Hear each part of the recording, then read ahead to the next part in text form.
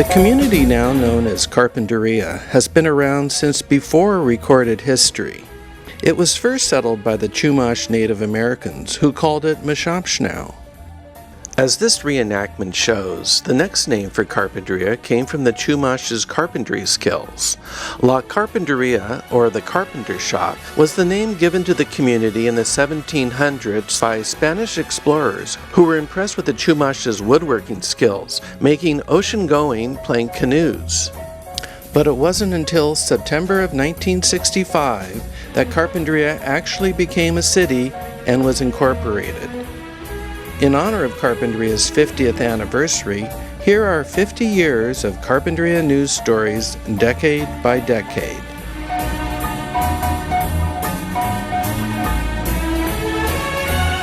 Official incorporation was September 28, 1965, after a fairly long and contentious debate running up to the election. Those against incorporation didn't want another layer of government and more taxes. They were worried about property tax. They maintained that the size of the city was not sufficient to really support the services that were being promised, and that ultimately City Council would vote to levy a city tax on properties. The county kind of really stayed out of everybody's hair, and everybody was worried that a new city government would have more planning and zoning restrictions, etc., which was also an argument in favor of incorporation. The pro-incorporation people really were anxious for local control, and that's really what it was all about. We were like the stepchild of the county, and nothing ever got done here. We never had enough services, we never had enough police, we never had maintenance, but yet they were collecting some of our taxes, so we felt that maybe we should keep some of our taxes. The night of the election, all the candidates gathered in the robotized basement. Right here in this room, all the candidates that were running, we occupied this room. As a precinct would turn in their numbers, they would come over here and we would write down next to the name the amount of votes out of that precinct they had. Alan Coates, a former high school teacher, was the lead vote getter and automatically got the position of mayor. The other four people who won a seat on the original council were Margaret Mills of Mills Drug Store, local auto body repairman Ali Olivas, local dentist Jim Gray, and local plumber Ernie Wolbrandt. One of the most vociferous anti-incorporation voices was Ernest Wolbrandt, who ironically was one of the top 5 vote getters, was elected to the first city council, ended up serving as mayor 2 or 3 times and city councilman for over 20 years. He became one of the biggest advocates working for the city of Carpinteria, and yet leading up to the vote, and he himself voted against incorporation. So I'm John Wolbrandt, and this is my mom, Mary Wolbrandt. Well, my dad ran for the city council, even though he was against incorporation, because he wanted to represent the people of the valley who also did not want the city to incorporate. He called himself the no-no guy on a go-go council. He was saying no to development, at least lots of development, and the majority of the council was go-go, let's build, let's develop the valley. Not only was Ernie a councilman and mayor, he was also the unofficial local cameraman, and thanks to his diligence, we have his footage to enjoy today. Ernie just was the Johnny on the spot for any happening in the community. He was there to film it, to be there, to be. I used to hear stories that he had a police scanner in his Jeep, and he would listen, and if there was something big and important happening, he was right there. I think he was the ultimate civic booster. He was always videotaping. Long before you came on the scene, it was Ernie Wolbrandt. He truly was Mr. Carpinteria. He really wanted it to remain a small town. I think the way Carpinteria is now, has a lot to do with what he did way back then. Carpinteria's first city hall was located at this location, 4859 Carpinteria Avenue, currently occupied by DNA Design and Art. This photo is of the first city staff. Later, City Hall moved to 5096 Carpinteria Avenue, once the home of Kentucky Fried Chicken and Chewy's and now Cielo Restaurant. When more space was needed with the addition of the police department, City Hall moved to the corner of 6th and Maple, next to Colson's Garage. In 1975, it moved to its current location when the city bought the property from Standard Oil. Finally, administration, public works, and police, as well as the city meetings, could all be in one location. The man who designed the original city seal was recently recognized by the Carpinteria Valley Chamber of Commerce. Thank you for coming to the 57th Annual Carpinteria Valley Chamber of Commerce Community Awards Banquet. The banquet honored Robert Perez, who 50 years ago designed the city seal, still in use today. When the city was incorporated, they decided to have the art classes of Carpinteria High School all submit their drawings to the board. And so from those drawings, they chose one of them, and I was lucky enough to be chosen. So there's 3 rules. One was that it had to show the past, the present, and the future.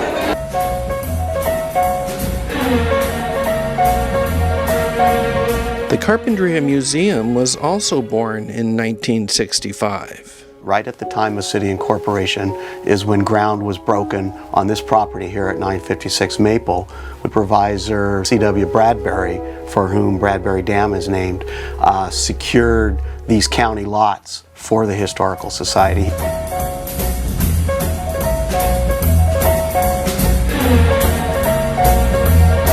In 1967, Carpinteria knew that it hit the big time when the first signal lights were installed at the intersection of Carpinteria and Linden Avenue.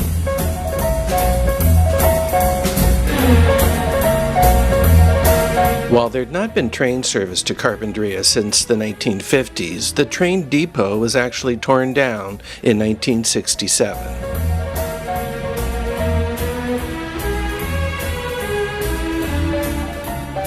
1967 was the year that the Van Wingerdens came to the Carpinteria Valley. In 2017, we are going to celebrate our 50th anniversary coming to California. They had researched the whole United States to find the best place to grow flowers. They chose Carpinteria because of the incredible microclimate. Carpinteria has fantastic soil, and Carpinteria has a fantastic climate. And since we are flower growers, and have been since the mid-1700s, we recognize a good climate and good soil, and Carpinteria has both. The big flood, the 100-year flood, was January 23rd through the 26th. In 1969. It had been raining since the 19th, where we were getting over an inch an hour, sometimes for 6 to 12 hours straight, so that by January 26th, all the creeks had jumped their banks. And we lived next to St. Joseph's School, and that water rose so quick, but it was in the middle of the night where we didn't even realize that the water had come into the house and completely flooded the whole house. And we wake up in the middle of the night and we step down on the ground and splash. We're in water.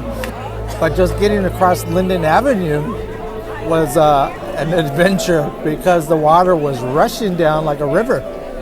Up Lillingston Canyon, the Milton Pinkham home was completely lifted up and washed downstream at least 150 yards or so with Gail Pinkham and her 3 children inside the house. This was like about 6 a.m. in the morning, just a roar and a rush. All survived. We were all looking out the front window because Malibu Drive was underwater. And Mr. Ortega, and I think he had one of his dogs with him, went up the street in a motorboat. It was amazing. I volunteered because there was a lady trapped in that house that she was in a wheelchair. But the problem wasn't so much the water, was that there was also a bear trapped in there. We went in with lights and did everything, and we never found a bear. I was a student at the high school. It went right through our school, flooded the whole thing, filled the amphitheater to the top full of mud. The driftwood went maybe 100, 200 feet out into the ocean. There was everything you could think of on the beach. Governor Reagan came. He had a whole entourage around him and walked around and said, "This is really bad," and he left. Even the National Guard was brought into Carpinteria and Lompoc both to prevent looting. At least 1,000 people were left homeless. It was because of the 1969 flood that these creeks later were channelized and lined with concrete to allow faster movement of floodwaters. People allowed development to happen right very close to creek banks, and boom, all of a sudden there's flooding. And that often happens in this kind of climate where you have very dry spells and then you have some wet spells. Yeah, channelization 99% of the time is not a good deal for anything. But it's that 1%, it's that 100-year flood, it's that one time in 100 years that you want it. The oil spill followed immediately on the heels of the worst rain that we had seen in decades. It was really a 1-2 punch. It was an ecological disaster that this area had never known. It is often credited with starting the environmental movement. I recall I was doing a job at the right on the beach for a lady on the beach there, and I heard her screaming and yelling on the telephone. I was wondering if she was complaining about our work. So I had no idea what was going on, and I knocked at the door and said, "Is everything okay?" Because I could hear you yelling. She says, "No, didn't you see what's going on?" And I says, "No. Is there something?" He says, "Come on in." So I went into her house and looked out of the back, and it was solid black. Union Oil Platform A, which lies just about 6 miles off the coast, was drilling a 5th well. The well blew out, and it didn't just blow, and I mean it blew a gusher of oil and gas, but then it also ruptured the seabed, and so every time they would plug the initial drilled well, it started leaking in other areas. So it was really, really terrible to watch the thousands of birds that died because they were immersed in oil. It came ashore in Carpinteria. It made landfall or harbor fall in Santa Barbara. It just coated all the boats, all the tree trunks, and all the storm debris was on the beach. So now you've got oil slick on the beach. You can't just mop it up. It's all coated over all of this tremendous debris field that stretched from Santa Barbara to Rincon. This was such a devastating disaster. The city actually went broke and had to levy a property tax to get operating funds to continue to rebuild.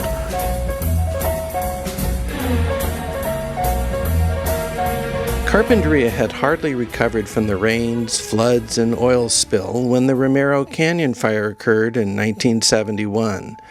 It started behind Montecito and came towards Carpinteria. It really threatened the entire valley.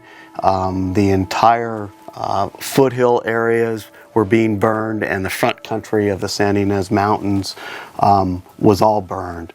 It probably was the biggest fire to occur in Carpinteria in over 50 years. So the chaparral was ripe for burning. It came over the hill behind the high school, and everybody would just thought the whole city was going to burn. My father was superintendent of schools. Doc Carty was making the rounds looking at the schools, and I ended up on the roof of the gym with the garden hose putting the embers out.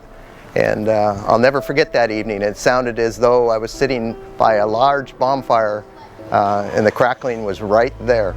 I can remember the Romero Canyon fire, and what really sticks out in my mind, we were at the football field under practice. We had 2 of our players. I wasn't the head coach. Mike Warren was the head coach at the time, and they kept looking over their shoulder at the smoke coming out from towards Toro Canyon and Romero Canyon, and so we're kind of losing focus for the practice. And finally, the coach got a little upset, and he said, "What's wrong with you guys?" And they both looked up, and he said, "Coach, we have to go home." He said, "What are you talking about? You have to go home? We think our house is on fire." Toro Canyon is notorious for capricious winds, especially with sundowners, and then when you get the firestorm winds on top of that, and a backfire came and enveloped 4 dozer operators and unfortunately killed 4 men. The fire that happened has not happened since, and some people attribute that to the fact that there are a lot of avocados bordering the base of all these hills behind us now, and they're irrigated. They're not easily burned. Unfortunately, it is ripe for another fire in our mountains behind Carpinteria. So, and of course, we have a lot more development that's occurred back there now. More recently with the Rancho Monte Alegre and large homes going up in that area. Yeah, so we have to be extra careful. So I hope those folks that are using the Franklin Trail are being careful and understanding that it doesn't take much to get a spark going.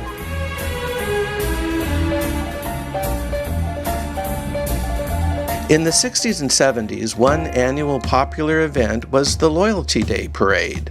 It occurred on May 1st and was in part a counterpoint to the Soviets' May Day Parade. The kids would dress up and they had baton twirlers, and we had red, white, and blue floats and all that stuff. And I remember Ernie Woolbrand had this old Army Jeep, and he'd always dress it all up with flags and different things. In the early 1970s, with the ongoing Vietnam War in the headlines, the Loyalty Day Parade was looked at in a new light. One year, to make it more interesting and make it was kind of getting kind of boring with just the same old baton twirlers and homemade floats, that someone decided to invite a Navy, some service unit to come and be in our parade. After all, it was a Loyalty Day Parade, which was a counter to the Russian parade, which was really big.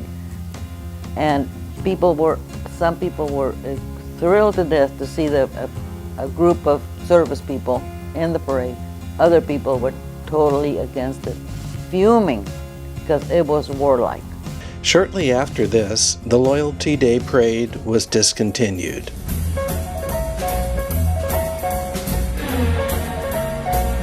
Carpinteria beaches have had their fair share of lawsuits, starting in the late 60s with the city of Carpinteria at odds with local homeowners.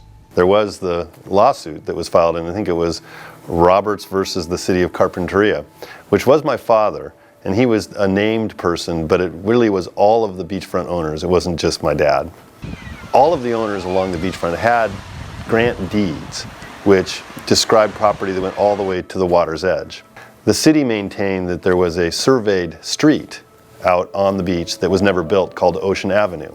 So the argument was simply, does the city have title to that Ocean Avenue because it was surveyed once as a street? Eventually, there was a settlement where the landowners got title to some of the land and the city created a public beach in front of it.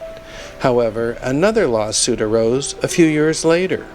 The Coastal Commission sued the beachfront homeowners between Ash Avenue and Sand Point, saying that they did not have the right to expand their seawall onto the public beach. This lawsuit was also settled. The Sandy Lamb Cove homeowners were allowed to keep their expanded rock wall in return for donating money towards restoring the salt marsh behind them and donating land for the future Salt Marsh Nature Park.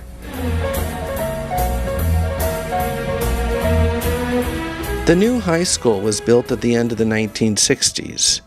Bill Carty was the Carpinteria School's superintendent during this period. Well, Doc Carty was the superintendent. He just did a lot of things. He got Carpinteria High School built up there on Foothill, and they did some things at Catalino School, Early Childhood Center. He told me he never expelled a student in his 26 years plus at Carpinteria School District. They always worked it out. Superintendent Carty hired Jim Compost to be the school's first bilingual director in 1972.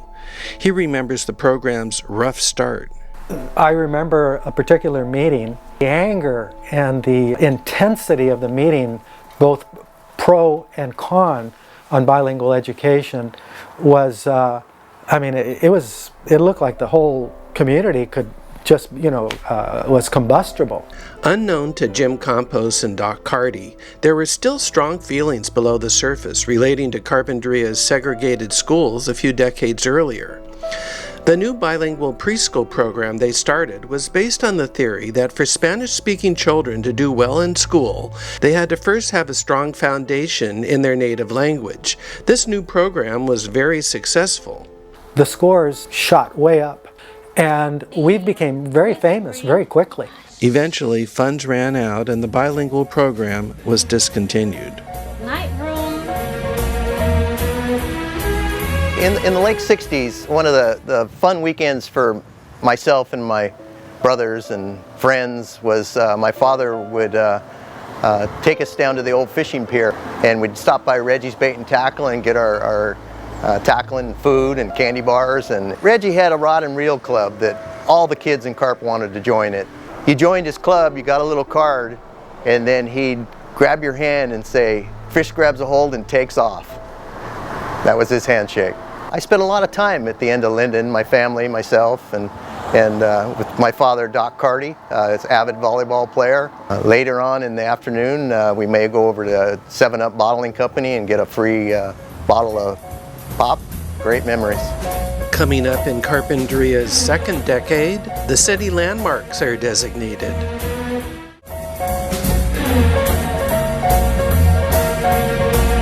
The city's second decade started with a 10th anniversary celebration of the city's incorporation. Here's Guy Robitaille back then. And today, modeling a 10th anniversary hat and showing souvenirs from various city anniversaries.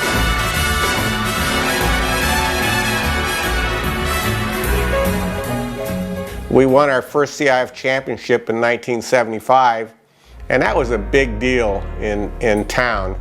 The Carpinteria Warriors beat LA Lutheran in a score of 9-6, played at the old Memorial Field, which was behind the current middle school. The big star with that game was a kid by the name of Doug Pauley. He was a junior.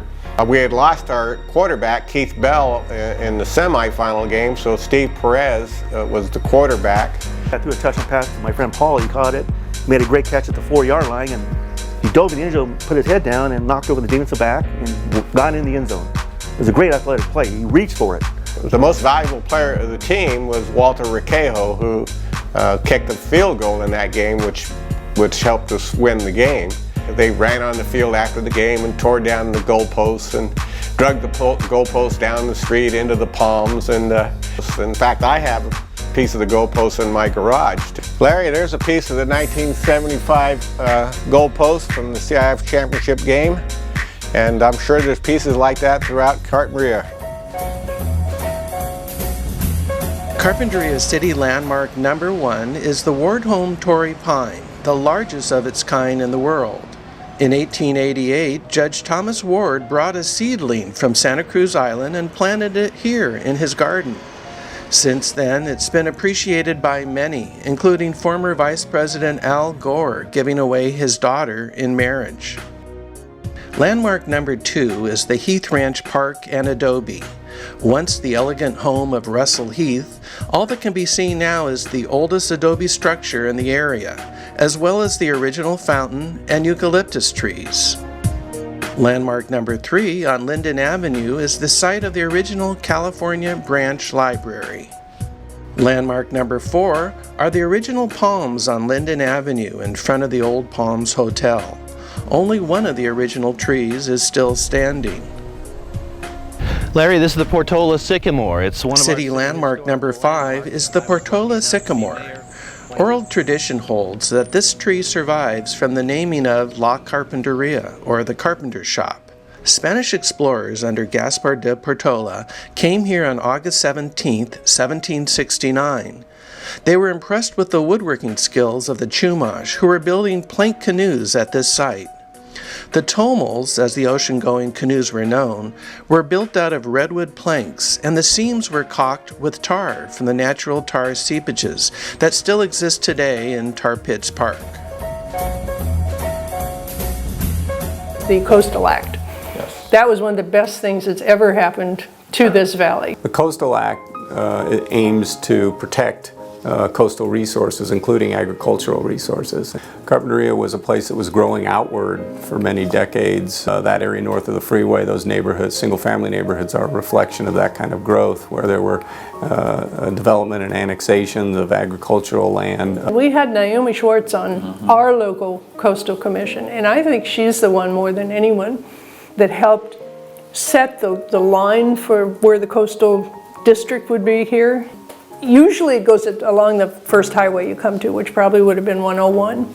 She pushed it all the way to the top of the first ridge, meaning the entire Carpinteria Valley is in the coastal zone. That has not happened anywhere else in California. So, for instance, agriculture is a very high priority in the coastal zone, and so agriculture was protected. Housing was a low priority. And so the city basically was not going to be able to push out into those areas anymore, because to do so you would have required the Coastal Commission's approval. Shopping malls came to Carpinteria in the 1970s. First Casitas Place shops, later Shepherd's Place apartments and shops across the street. Shepherd Place was very contentious in the sense that it was an avocado orchard and lemon orchard, and it had been there and people were used to it, and suddenly Mr. Tobes wanted to put in this development. We needed to have a place for our seniors. If he had proposed just any old apartment type facility, I don't know that it would have made it. Another large development that was completed in the 70s was the industrial park at the east end of town. It was needed. We had companies that wanted to come here. I mean, that's in the old days when Sambo's was Sambo's. It's not now. The whole park was really built by Sam Battistone, who owned Sambo's. After it was Sambo's corporate headquarters, tenants have included the Salvation Army and Lynda.com. The Rincon Classic started in 1979 by Roger Nance and Jeff White. Then it went dormant for a few years and was resurrected in 2001 by Chris Keat. Here's some scenes from 2004 when the Rincon Classic enjoyed the biggest and best surf conditions.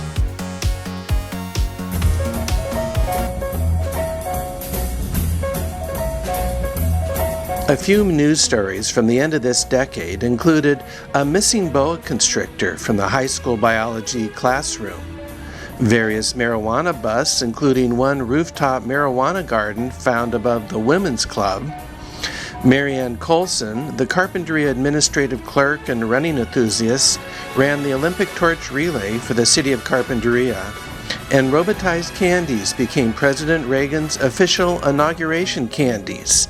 The Robotized talked about their visit to the White House. We're waiting in line to eat lunch. Bush was behind us, a couple people. But when we got in to sign in, all my men's were there.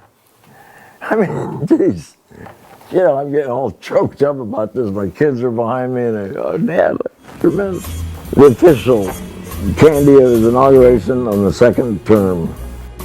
Coming up in episode 3, the Avocado Festival is born.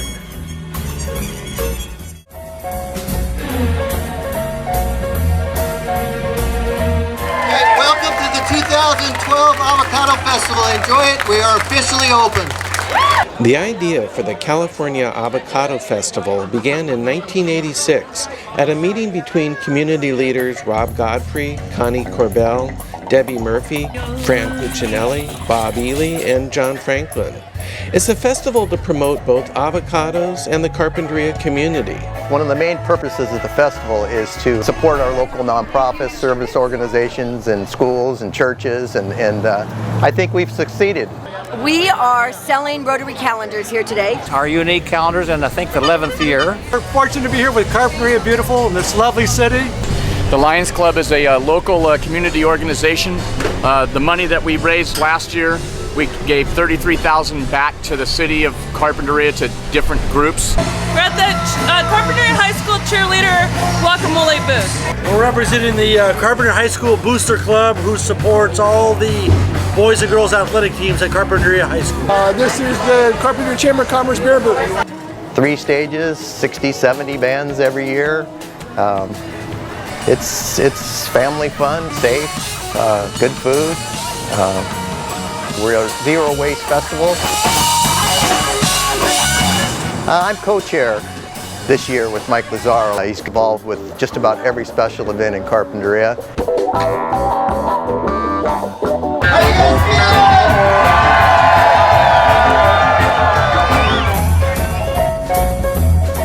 There were lots of people that said we don't need a pool in a beach community.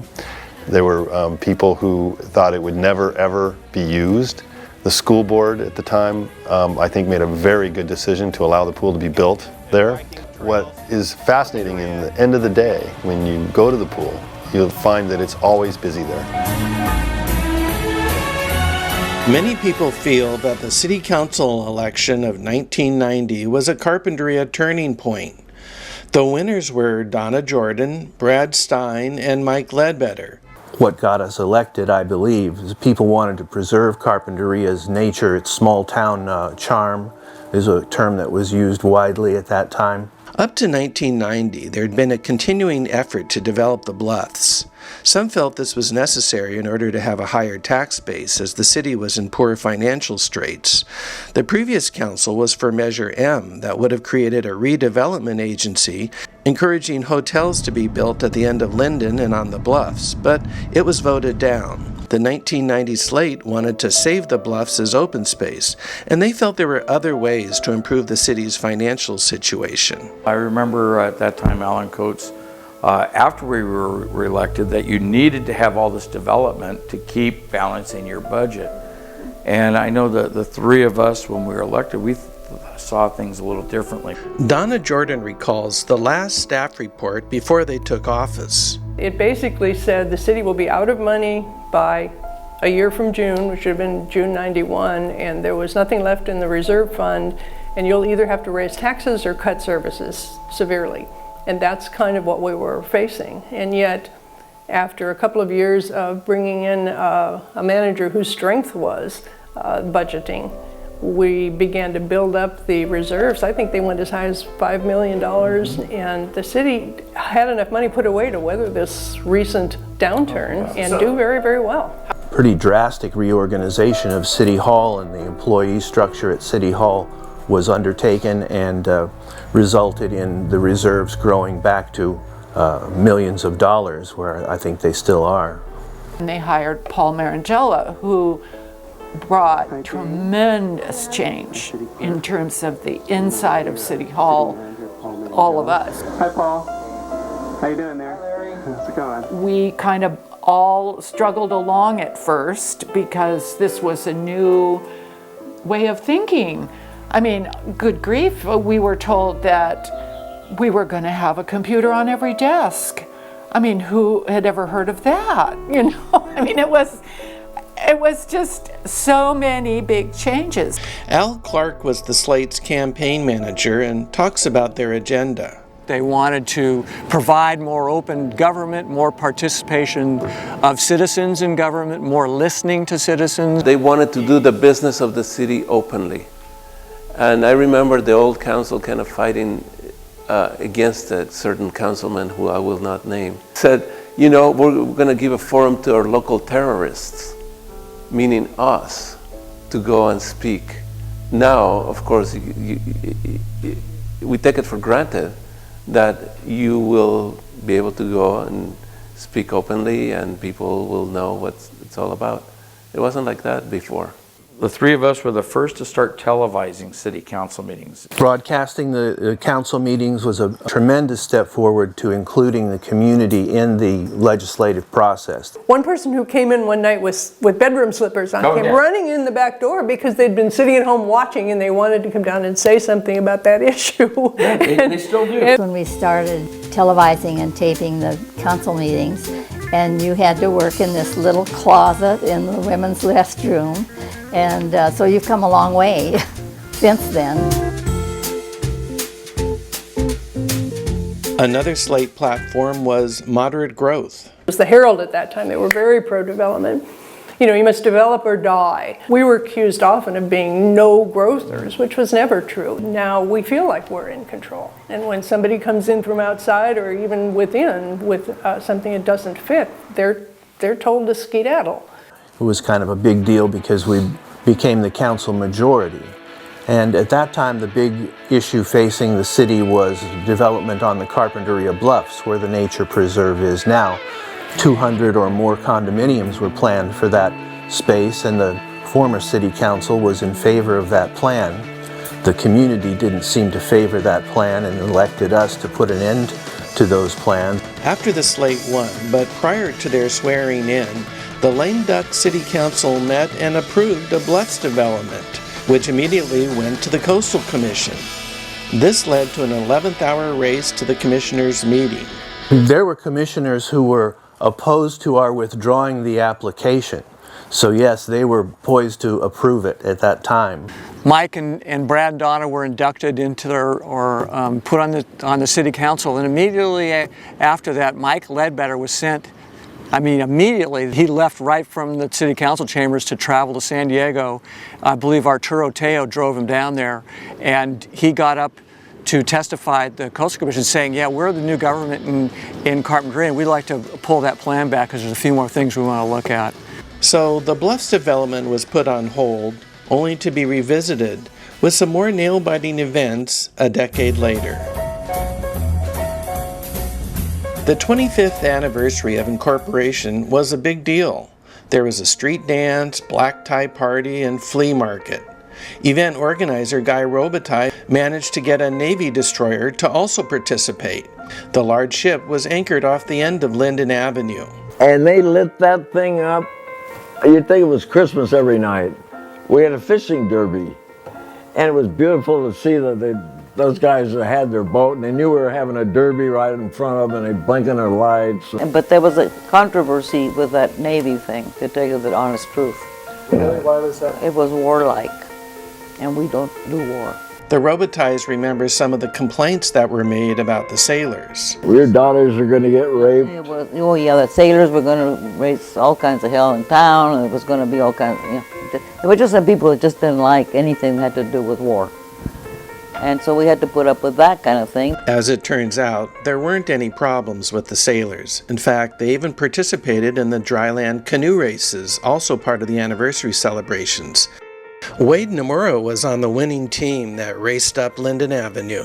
They made a canoe that was land-worthy. They put 4 coasters underneath it from dumpsters, and we actually had to paddle those things. We went around the island that has a flagpole in it. Ted Rhodes' team had a special significance for him 10 years later with the Bluffs acquisition. It turned out to be some of the key players in the acquisition effort, and I was steering the boat, and I ended up steering the campaign. Santa Barbara County experienced a severe drought in the late 80s and early 90s. Santa Barbara built a desalination plant, and some unique businesses sprang up.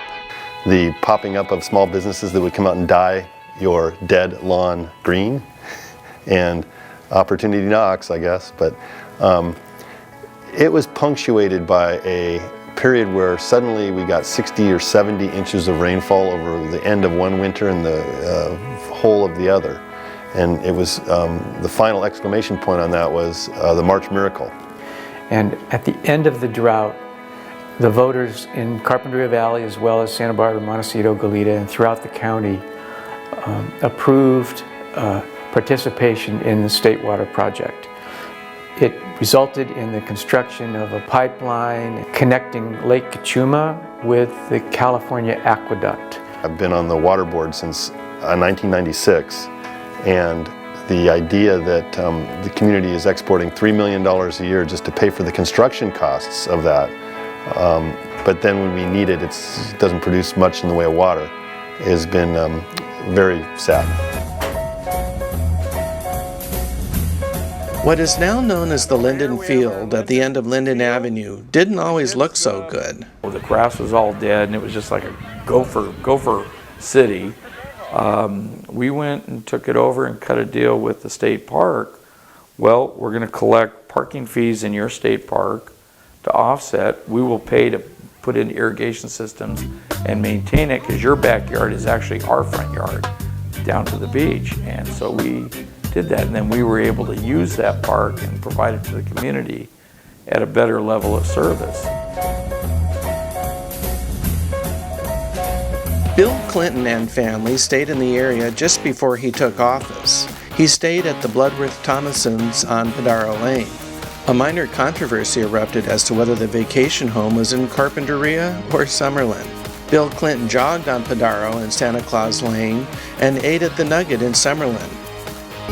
And as long as we're on the subject of presidential visits to Carpinteria, many don't know that Richard Nixon visited here too and stayed at Sandyland Cove. I'm Martha Hickey, and I'm fortunate enough to have probably the only picture that was taken of Richard Nixon when he was in Carpinteria back before the '72 elections.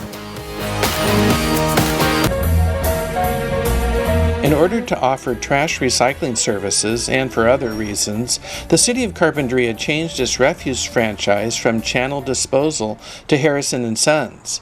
Initially, it caused a minor uproar. Channel Disposal came and got your trash can out of your yard and wheeled it down and dumped it. And when we told the community that they were going to roll their trash cans to the curb, oh my gosh. And not only that, you had three. You were going to have 3 containers. In 1994, Girls Inc. of Carpinteria began construction on their Foothill Road facility. The club's policy is to inspire girls and young women to be strong, smart, and bold. Up the road, the Boys and Girls Club built their facility a couple of decades earlier.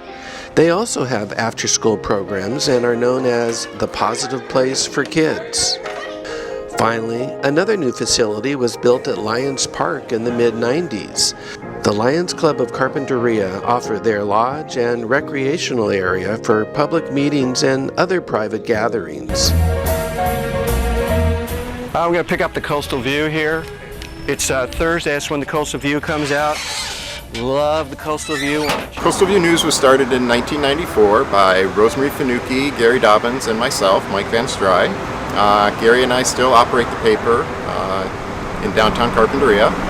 We also publish Carpinteria Magazine and Deep Surf Magazine out of this office, and our main mission is to provide news and information to Carpinterians about Carpinteria every week. Many felt it was a welcome change from the days of the Carpinteria Herald, which had gone through various owners and towards the end caused a lot of community friction. Those editorials were scathing sometimes against the city. What were their politics? I don't know. Well, just say they weren't fair and balanced. The Carpinteria decade ended on a sad note. A woman claiming that books are evil started a fire in the Carpinteria Library. In January of 1994, the recently remodeled Carpinteria Library was burned by a woman. She had recently suffered a mental breakdown. Most of the contents were lost. In 1994, Larry Nimmer started producing Touring with the Candidates in order to show a more personal side of the candidates and their take on the issues. It's fun to watch because you see different sections of the town from different perspectives. Here are some scenes from the 1994 episode of Touring with the Candidates. Hi, my name is Judy Chesson. Should we go on our tour? This is our camper park here. This has been a bone of contention in the city side for a long time because it was just way overcrowded. Hi, I'm Jim Trotter. Would you like to come in and take a visit? Okay, thank you. Here's some photos of some of my family. A lot of this is what protects us from growth. The fact that we have high-value agriculture keeps this property from being just growing houses. They're able to find a crop that'll actually produce an income that'll match the value of the land. Hi, I'm Ken Daniele. I'm ready to take a short tour of Carpinteria. Hi, I'm Gary Nielsen. You want to come on in? Okay. Hi, I'm Brad Stein, and welcome to my home. Come on in. The previous council had suggested the way to revitalize the downtown was by forming a redevelopment agency, and myself and a few others didn't think that that was quite the way to go. They believe in removing buildings and building new, and I'm just the opposite. I think that we have a lot of historic value here and a lot of real diverse architectural styles. Hi, I'm Rob Godfrey. Would you like to come in? Okay, thanks, Rob. Come on in. See where you live here. We're here at number 201 on Eugenia Place. And it's been a point of some interesting decisions we've made over the years, especially these tilt-up buildings that you see down here. No matter what you chose, if you chose housing to go down here, there would be some complaints. We didn't want retail commercial down here. But what we knew we wanted and we needed room for were some small businesses who might have been operating out of their homes. Hi, I'm Bob Needham, and I'm going to take an opportunity today to show you around town on a bicycle. The big building here on the right is Kilovac. Kilovac's a great neighbor. We'd like to keep him in town, but ultimately we'd like to see this into visitor-serving commercial. Hi, I'm Donna Jordan. Why don't you come right in my house? I want you to just contrast this with where we started off at the other end of town. We don't want to make the same mistakes at this end. This is not only the entrance to Carpinteria here, but it's the entrance to all of Santa Barbara County. And I think this site, cries out for vision and creativity and just something beautiful that will benefit this whole community.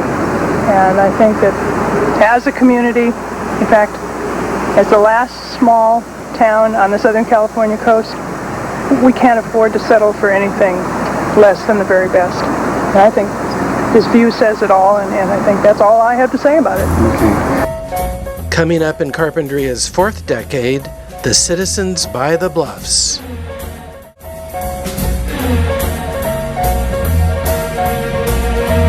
In 1996, then City Manager Samantha Orduño organized a community-wide visioning process over multiple days.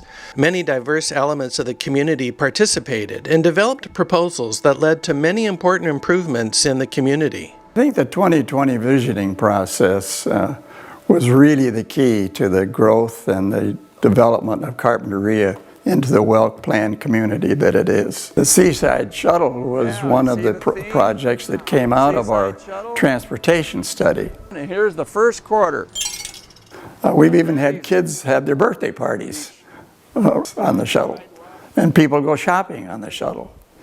And certainly they take the shuttle to the train, and so we've had over 1 million people ride that shuttle bus in the first couple of years. There we are, and had a great ride on the Seaside Shuttle. The Carpinteria Art Center also got support at the visioning meetings. The old Step 1 gallery lot was purchased in 2005, and the gallery merged into becoming the Carpinteria Art Center. Being right across the street from the Seal Fountain, the property serves as a gathering place for many art events and exhibitions.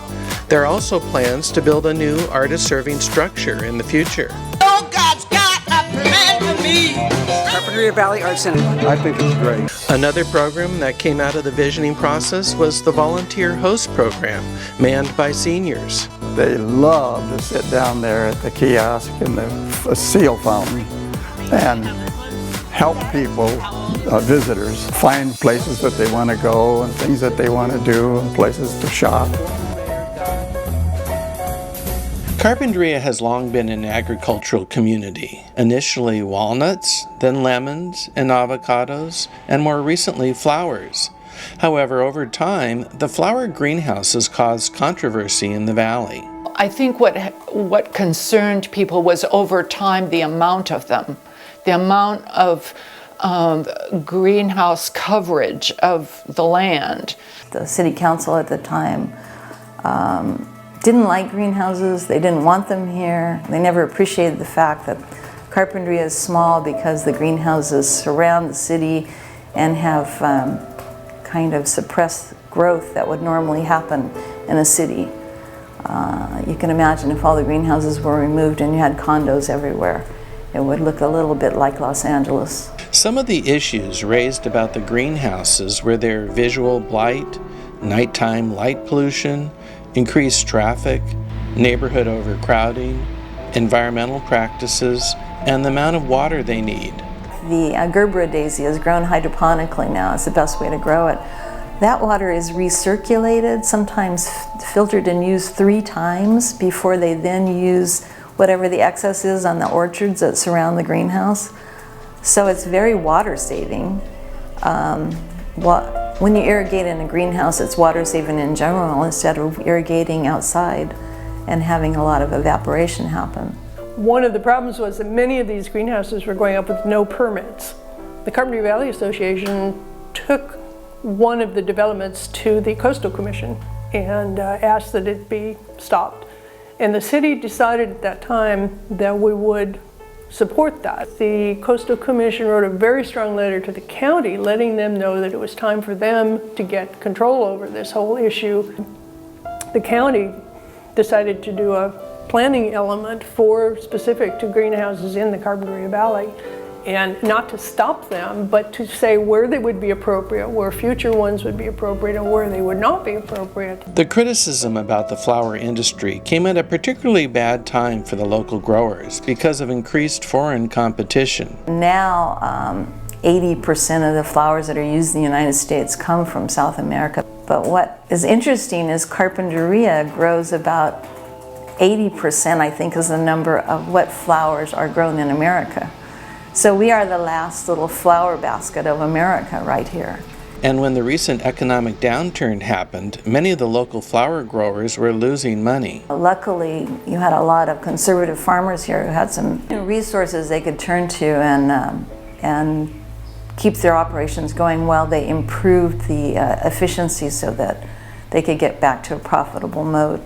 Now you've got a much better balance. About a third of our valley is the city itself, a third is open field farming, and a third is greenhouse operations. One of the frequent claims during this period was the negative impact of greenhouse employees. Part of it was the impact of their workers. What impact would they have on the city? There was concern about the impact on city services, the schools, parking and traffic. Neighborhood overcrowding became a big issue. We started getting lots of complaints from people about single-family neighborhoods where a house would be overloaded with people, and it started causing health, traffic, all kinds of issues, parking. Carpinteria is made up of a lot of through streets, but it also has many cul-de-sacs. And if you have one house and you have, 15 to 30 people in it, that's going to affect the overall street. I remember one letter I got from someone saying, I live on a cul-de-sac and I can't even get into my home anymore, and I wake up in the morning and there's people everywhere, and there's diapers coming over the the bushes. Over time, the city helped fix the problem with more code enforcement and inspections upon sale, which looked for illegal garage conversions. The growers also became part of the solution. We try to provide as much housing as possible. We have several houses on different properties, and our workers live in those houses. Recently, the city has partnered with People's Self-Help Housing. And here we are at Dahlia Court. This is a low-income worker housing project that was really run down. The landlord had been taking advantage of the workers, and the city was able to work with People's Self-Help. Jeanette here. One of our great partners in recent years has been People's Self-Help Housing Corporation in the county of Santa Barbara, who together with the city have built a number of affordable units. The Dahlia Court project was converted to affordable housing a number of years ago. An addition was made to that in recent years. Now a new project, Casas de las Flores, has been built with another 40 plus units on the west end of Carpinteria. One final thought about the greenhouse owned owners, most people agree that the flower growers have contributed generously to the community. Our flower growers and the greenhouses have been some of our best citizens here in town. They've been very, very generous. The City Council undertook downtown improvements. The projects included streetlights, landscaping, flags, and bulb outs. The whole revitalization of the downtown area was to build up so people would stay in town and spend their money here, and I think that worked very, very well. The more we analyzed and looked at Linden, we realized that what was wonderful about it was how authentic it is and how eclectic it is. We had some community workshops, and I'm sitting in one of those ideas. People said, wouldn't it be great to have a courtyard here? And you know, bless Ralph and Betty Brown and Mac and Debbie Brown. The Brown family ended up donating this land here to create this plaza, which has become kind of a center for the Avocado Festival and a lot of other events, and ties in really nicely with the Future Arts Center across the street. And we looked to history and created this arbor with grapes, because Carpinteria had supposedly the world's largest grapevine. Carpinteria Beautiful has done a terrific job raising the money and creating this tile mural which depicts the grapevine and has the history of that. And they also then further down the street have a tribute to the Chumash Indians. It almost feels like it's in an eddy. The rest of the world's going by, and this is almost in a time warp to a gentler time. In the year 1997, train service finally returned to Carpinteria. When I was on the council, it was an effort was taken to reestablish the historic train station that was there, and various plans were reviewed. But the main thrust was to get the train to stop here and to use the train as an alternative transportation rather than having everyone rely on the freeway and on their cars. Station stopping in 15 minutes. We'll be Santa Barbara. Santa Barbara, 15 minutes. In the late 90s, the city of Carpinteria allowed a group of parents to build a temporary skate park in the parking lot next to the train station. Motivated parents who felt like we should have a safe place for children to practice skateboarding, and it was at a time when skateboarding was rising in popularity, and the conflicts of skateboarding on sidewalks was a big motivator. Carpinteria Skate Foundation, 5 years into the effort to bring a quality skate park to the city of Carpinteria. Carpinteria Bluffs, it's about soul. At a time when the Los Angeles area had just sort of built out and so much open space was lost, it was a fascinating effort to preserve a 53-acre piece of coastal bluff in Southern California, which would be considered by most realtors to be the most prime residential real estate anywhere. The Carpinteria Bluffs had been a point of contention for many years. Development proposals had been made, including hotels, condos, and an oil refinery. For many years, the Carpinteria Valley Association, formed by Lois Seidenberg, worked to raise awareness about the value of keeping it as open space. In the late 1980s, Frank Serena and Ralph Brown had a development plan of hotels and condos that was supported by the Carpinteria Chamber of Commerce. In 1990, the lame duck city council, just days before they left office, approved the proposal. But when the new council took office, they withdrew the proposal to the Coastal Commission and revised the local coastal plan. Serena, Brown, and Chevron then sued the city for $50 million, claiming a taking of their property. A few years later, Gary Nielsen was elected to the city council, creating a pro-growth majority, and a new plan by Serena and Brown was presented at a public workshop. On paper, their plan showed it to be less dense than earlier proposals. However, there was lots of public opposition to the plan. It's too dense, people.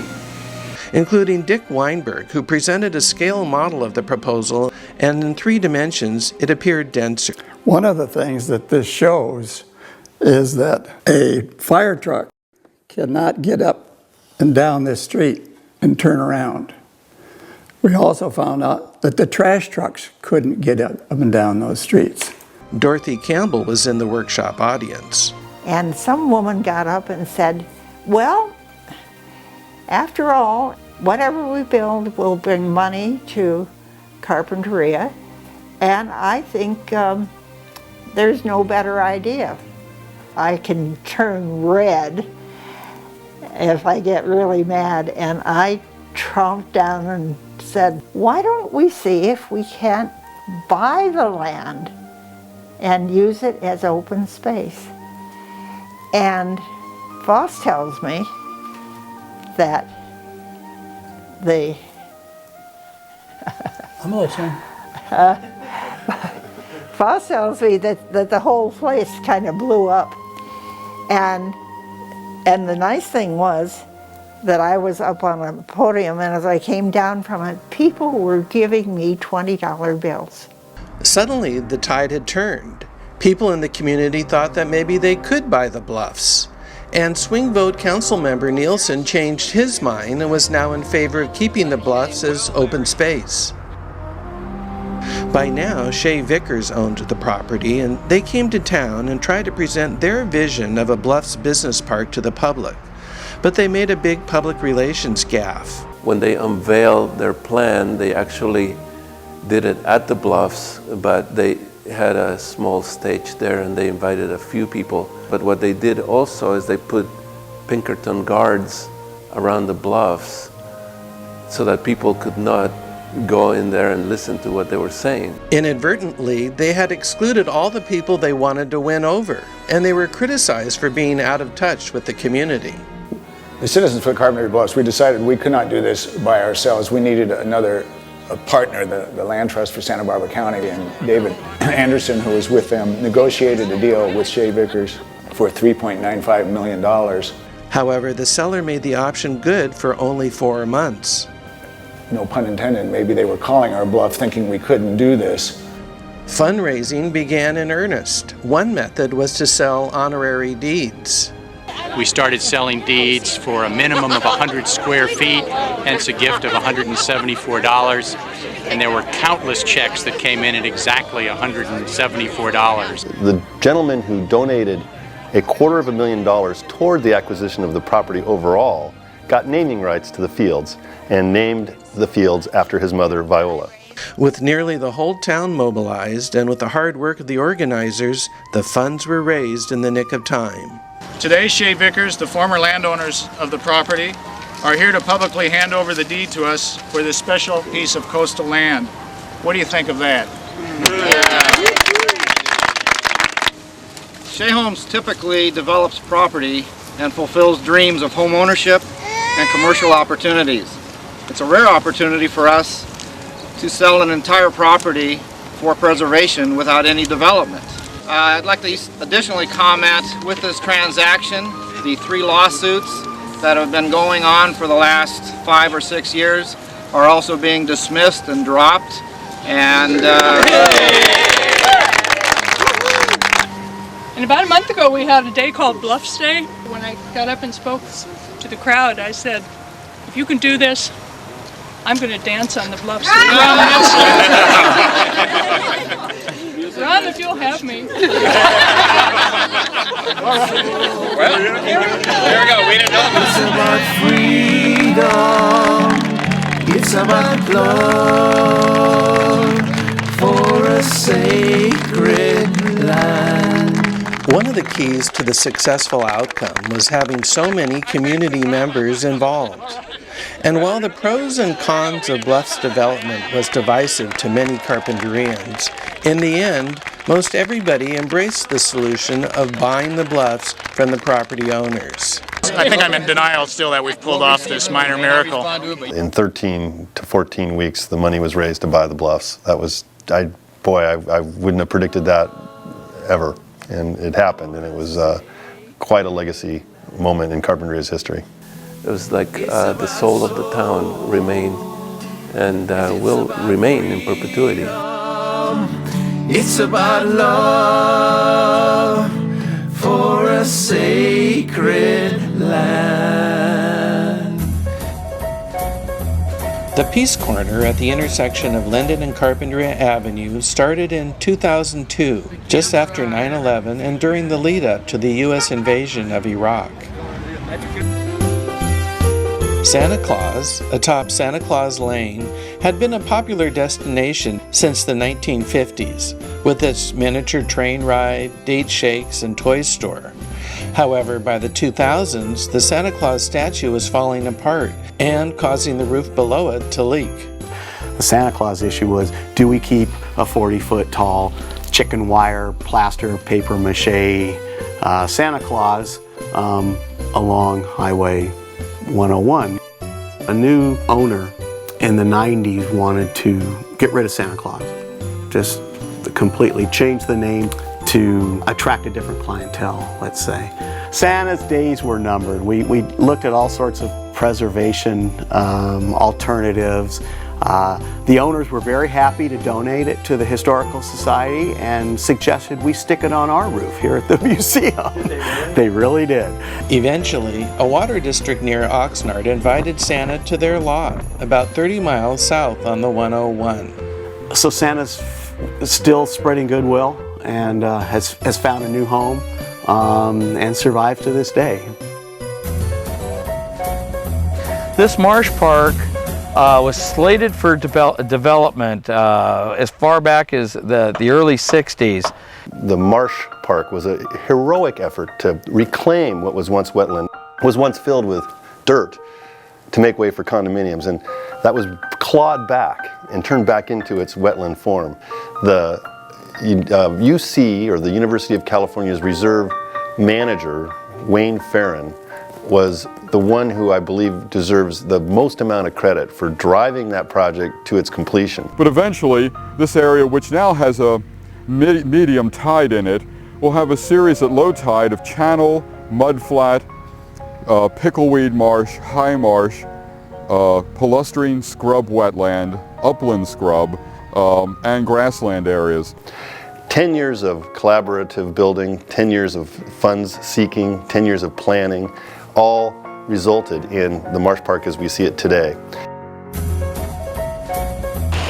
Winter storms of 2005 had a severe impact on the region.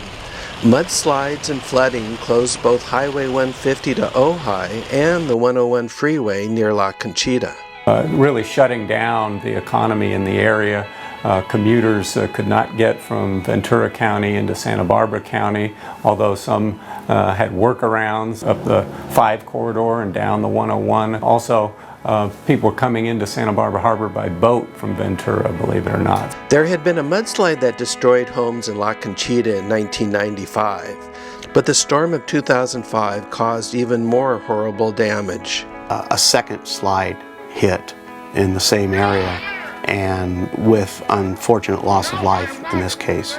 A number of people died, one whole family, just about an entire family was wiped out. Many people believe that the slide was partly to blame by the Bluff Tops ranch owners over-irrigating their orchards. Carpinteria's 4th decade ended on a sad note. Coming up in Carpinteria's 5th decade, the Franklin Trail reopens.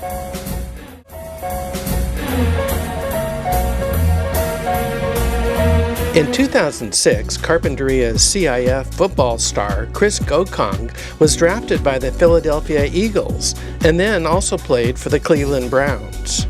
I think my most favorite memory was Thursday night football at the Steelers goal line stand. That was wicked. Yeah, Gokong smacked him. His helmet almost came off. It was such a good hit. Chris Gokong is going to come right from here, folks. Watch it. Comes right underneath the fullback. No such thing as helmet-to-helmet against the running back. He's not a protected species in this league. Bang. Lead the way for Mendenhall. And again he's met in the hole and put down. And it's Gokong again.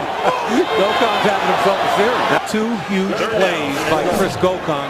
You go play action and try to pull a fast one here. And he 3rd down and goal. Mendenhall didn't get there. What a goal on that stand by the Browns, and Gokong's in on it again. We're proud of a homegrown kid that developed his skills on our playing fields and worked out in our weight room and studied in our classrooms and was not only a good football player but a good student. So we're proud of Chris and for his achievements and kind of put our name on the map a little bit too. Did you marry your high school sweetheart? I did, yeah. It's another cliche, but yeah, I found a good one and I stuck with her. And I have a 2-year-old. It's time for civil rights. It's time for justice for all people. Native, non-native. The warrior mascot imagery came under scrutiny in 2009 when a local Chumash Native American and others appealed to the Carpinteria School Board to remove the warrior imagery that they found offensive. As far as the warrior mascot controversy, I was in high school at the time, and being a quarter Indian myself, I see both sides. I can see how Native American would think it's offensive, but from my point of view, I think that it's more paying respect and paying homage to the Native American. I think once a warrior, always a warrior. Might be a little undersized and a little outnumbered, but we play like warriors. The school board decided to keep most of the imagery and the name warriors. Some Carpinterians still have strong feelings about the issue. Using a people's identity as a mascot is demeaning. To the grand opening and ribbon cutting of your 8th Street Bridge. Congratulations. The 8th Street footbridge was rebuilt in 2009. Termite-ridden and crumbling. Many felt that it did not need to be rebuilt and that the old style was charming. However, others felt that it was just a matter of time until the bridge collapsed and that a new one was needed. The old footbridge in Conchaloma, I love that footbridge. I still remember in my mind riding my Stingray and hearing the clunk of the boards. One thing I do remember, in the '69 floods, the whole center section was down there on the beach on that driftwood pile. I've grown to really enjoy and like the new footbridge though. In the late 2000s, Veneco, a local oil company, wanted to extract oil locally using slant drilling. That proposal of putting a drilling platform onshore at the Veneco property, used to be the Standard Oil or Chevron property, right behind City Hall, would include a derrick of, I think, 175 some feet initially to drill these wells. Initially, Veneco made a proposal to the City Council. They came in with a proposal. It was not receiving a great deal of favor from the council, and so Veneco decided to put it on the ballot as an initiative. The initiative was known as the Paradon Project, or Measure J. The Paradon Project had 11 Class 1 impacts, including explosion and release of toxic chemicals and the aesthetics. Been tremendous opposition to that, of course. Everything from visuals and aesthetics and sound and noise with the development of this well, but also possible contamination or degradation of aquifers. What about a leak? We've got the seal rookery that's directly offshore as well. It's right adjacent to the Veneco Pier. All of that oil and all that revenue would have helped the schools and helped the city and helped this whole area. The idea that you can pump hot water and industrial waste into the earth to obtain some marginal amount of oil just seems so short-sighted to me. We're better off to get that oil out of there. You know, we do have natural seepage. It's been there for years and years and years.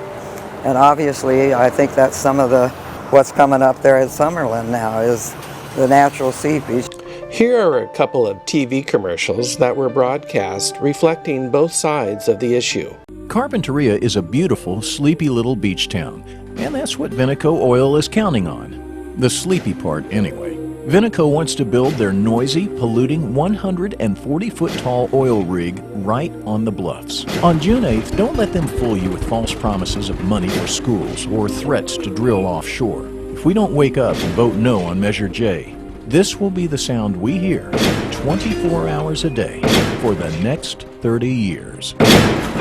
Measure J offers voters a choice. Yes on J moves oil and gas exploration onshore inside an existing oil and gas facility. No on Jay means more drilling in our coastal waters. The onshore drilling is a much safer way to access our natural resources. Onshore drilling is much safer than offshore drilling. If this field is ultimately developed from offshore from an existing platform, Carpinteria will get no benefit from that.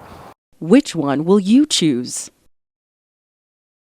Venico, of course, was looking from the profit standpoint, and they were convinced that it was a safe operation. But as we've all read in the papers, safety is only as good as until it blows up. It didn't help Venico's cause that the Deepwater Horizon oil spill occurred just before the election. The initiative was defeated. It went down hugely, 70-30%. And some of that was simply because people were offended at the fact that they tried to go around the planning process within the city. The story of oil in this area certainly isn't over, probably until the last drop has been pumped. In 2010, the Carpinteria Library celebrated 100 years of service. Library services now include computers and internet access, DVDs, lots of online resources including downloadable books, programs for kids, and community meetings. Next door, the Friends of the Library bookshop provides essential funds for library services. The Friends operate the building courtesy the City of Carpinteria, who recently bought the site. The city created the Seaside Park for public use and rent the building to the Friends of the Library at a reduced rate in order to generate revenue to support the library next door. Also in 2010, the old Seaside Theater Company took over management of the town's only movie theater, once known as the Alcazar, to become the nonprofit Plaza Playhouse Theater. The remodeled venue has become once again a center for arts, entertainment, and civic events in Carpinteria. This is the first step of many. We are now at the Tamal Interpretive Play Area. This is one of the projects that we've recently completed. The project was spearheaded by the Carpinteria Morning Rotary Club, who created a unique partnership with the California State Parks and the City of Carpinteria. It was creative because the state had purchased a strip of land along the railroad tracks that had not yet been folded in, at least from a planning perspective, into the Carpinteria State Beach campground facility. So in a way, it was a little strip of land that did not have a plan. The idea and the theme is that we take the roots, the history of Carpinteria back, as far back as we can go, from the indigenous plants to the Chumash, the people that were here before us. So it's a children's playground, but it's got a very strong interpretive element of the Chumash. And it is an expression of the story of the legend of the Rainbow Bridge, where Chumash were on Santa Cruz Island and they wanted to come back to Carpinteria.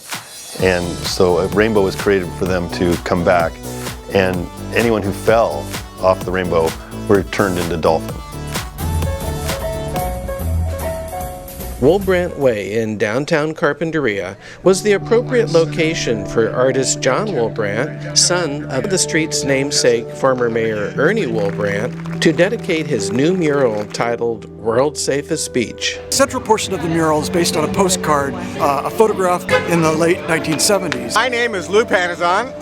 I'm Susie Panazon. And we are the Panazon family in the Carpinteria World's Safest Beach postcard, which is depicted in the mural by John Woolbrant. Years ago, Carpinteria gave itself the moniker World's Safest Beach in order to promote tourism. Virgil Cooper took that photo for the Chamber of Commerce as a postcard, and he did it for free back then, so that's part of this whole continuation of donating your time, donating your energy, doing things for the community. Artist John Woolbrant donated his services to make the mural, part of a program of volunteerism sponsored by Carpinteria Beautiful. In 2012, the Carpinteria Valley Chamber of Commerce celebrated its 100th anniversary. The Chamber, we are an organization of businesses. We're united to create a strong local economy and a positive experience of life by representing business to government, promoting the community, providing networking opportunities, and supporting a sustainable future for our business and the economic development. So welcome everyone, and thank you for attending this glorious event, helping us celebrate the Chamber's 100th anniversary. Past generations had used Carpinteria's Franklin Trail to hike up into the back country, but it had been closed for decades. Local ranchers who owned some of the trail didn't want the public interfering with their farm operations, and money was needed to reroute and rehabilitate the trail. Locals Bud Gerard and Jane Murray galvanized a decade-long effort. It included fundraising, working with the local property owners, and getting help from public agencies. Bud Gerard and I are the co-chairs of the Friends of the Franklin Trail, and in 2010, Bud invited me to work with him to help raise the funds to reopen the trail. Hi, guys. Finally, the trail was opened in 2013. It's very unusual because there's not many places in California where the top of the watershed is so close to the ocean beach. So that makes it something that you can do in a few hours to go through all of that different types of environmental niches. The trail starts next to Carpinteria High School. Currently, the trail goes 5 miles over the first ridge into the Los Padres National Forest. Eventually, it will go another 3.5 miles to Jameson Lake. Tonight with a frightening bear attack in Carpinteria. The woman survived, but her story is terrifying. She described what happened to News Channel 3 senior reporter John Palmentary today. And John, this happened right near her home. Emily Miles was on her daily walk in an avocado grove right near her Carpinteria ranch. When that bear saw me, the bear turned on me and started, came up on its hind feet and was, batting at me. I was fighting back, yelling at the top of my lungs, saying, "Get out, get away," just really knowing this was a very bad situation. Miles said within moments she was wounded with scratches to her back when the bear stood up and took swings at her. She fought back, sustaining more scratches, then tried to escape. I took off running, and I ran about 100 yards, but during that time I looked back and I could see the bear was chasing me. And then the next thing I felt was this bear just taking a big bite into my thigh. Finally, that bear just came down on all fours, and she just started walking off. And she looked back from time to time at me, and I just looked at her. I took her by surprise. When she was chasing that dog, which she was surprised by, then she encountered me, and that was even a bigger surprise. On January 17, 2014, California Governor Jerry Brown issued a state water emergency. He asked all residents of the state to voluntarily cut water use by 20%. Our last serious drought was in the early 90s. Once again, we're faced with a severe drought, and so far there's been no March miracle. This drought so far has been the most severe compared to the 89-90 drought. Climate change is significantly impacting the reliability of our supplies. The temperatures have increased in the Sierra so much that the snowpack that we typically rely on from the Sierra is not materializing. Carpinterians are beginning to implement common-sense water conservation practices like these. There are strong new ideas and technology on the table. Not only legalize gray water systems, make them mandatory. If you have lawns, reduce them by half. Learn to capture rainwater and put it back into the ground. The Highway 101 Improvement Project continues in 2015. Its primary purpose is to widen the freeway to 3 lanes in both directions. It will also include the construction of a wider Casitas Pass interchange and a new wider Linden Avenue interchange. Also, Via Real will be extended over Carpinteria Creek to Casitas Pass Road. The important project for Carpinteria is the Linden Casitas Interchanges project, which not only will help address congestion on the freeway, but local congestion on our streets. It's anticipated that the construction will be done in about 10 more years. An aerial photo was taken on Linden Beach of our zip code 93013. on the date of 9/30/13 and at the time of 9:30 and 13 seconds. The project was the brainchild of the Coastal View's Leah Boyd and Peter Dugray. Finally, 50 years after incorporation, the community of Carpinteria came together to celebrate its Golden Jubilee. I'm Greg Carty. I'm so happy, proud, honored, and it is a privilege to be our mayor of the great city of Carpinteria on its 50th birthday. It's a wonderful time to reminisce, celebrate, and enjoy all that our community has to offer. We are so blessed. Happy 50th anniversary, Carpinteria. Happy birthday to you. Happy birthday to you. Happy birthday, happy birthday. Happy birthday to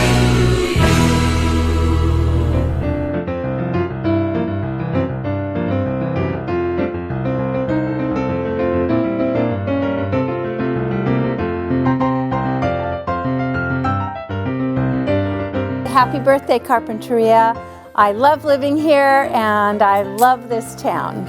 I'm Jim Drain. I want to wish the city a wonderful 50th anniversary year. Happy anniversary, Carpinteria! Happy anniversary! I knew you before you were a city and I love you still. This is Michael Ensign and we're wishing Carpinteria a happy 50th. Hi, I'm Joyce Donaldson from the Carpinteria Valley Chamber of Commerce. Happy birthday, City of Carpinteria. On behalf of the Carbon Unified School District, happy 50th anniversary, Carpinteria. Hi, I'm John Palmentary, and I'm standing on Linden Avenue in the heart of the greatest little city in California. Happy 50th anniversary, Carpinteria. Hi, this is Kiona. Happy 50th. Happy 50th, Carpinteria. First District Supervisor Salud Carbajal. Congratulations, Carpinteria. You have a rich history and an extraordinary place to call home. My name is Aiden and I love Carpinteria! And we're celebrating our 50th anniversary for the city of Carpinteria. Congratulations, Carpinteria. I'm Paul at Island Brewing, and we hope to celebrate another 50 years in Carpinteria. Congratulations. It's great to be here to wish you a happy anniversary. You're a wonderful town. I have your 25th anniversary pin here and looking forward to getting the 50th. Hi, I'm Dos Williams. I'm the Assembly Member for Santa Barbara and Ventura Counties, and I just want to wish all of Carpinteria, including myself, because I live here, a 50th anniversary. This is Fred Shaw, City Councilman. I just want to wish everybody in Carpinteria a happy 50th anniversary. Hi, I'm Roxanne Nummer, and I want to wish all of Carpinteria a happy 50th Jubilee celebration. Happy 50th, Carpinteria. Happy anniversary, Carpinteria. Hi, I'm Timothy Grigsby from the Carpinteria Boys and Girls Club. Happy anniversary, Carpinteria. Hello, I'm Sheriff Bill Brown. Happy 50th anniversary, Carpinteria. You're one of the jewels of Santa Barbara County. This is Pat Kistler from the Chamber of Commerce. Have a great 50th anniversary. My name's Edie Kaufman, and I wanted to wish the city of Carpinteria and all of its residents and guests a happy 50th anniversary. Hi, this is Betty Brown, and happy 50th anniversary. Hi, I'm Donna Treelor, and I want to say happy 50th birthday to the city. I was here the first year it incorporated, and it's hard to believe I'm that old, but me and the city, we're both that old. Hello, this is Curtis Lopez, and I want to say happy birthday, Carpinteria. Congratulations on 50 years. Hi, my name is Natalie and happy anniversary. Hi, this is Lynn Graff, and I want to wish the city of Carpinteria a happy 50th and 50 more. Hi, I'm Jessica Wetzel. I love Carpinteria, and I just want to say happy anniversary, you weird and wonderful place. Happy 50th anniversary. This is John Weldy. Happy anniversary to the city of Carpinteria. Hi, this is John Serta. I'd like to congratulate the city of Carpinteria. Hi, I'm David Powdrell. I just want to say happy 50th birthday, Carpinteria. You guys rock. Carpinteria rocks, I tell you what. Are you with me, Larry? Carpinteria rocks!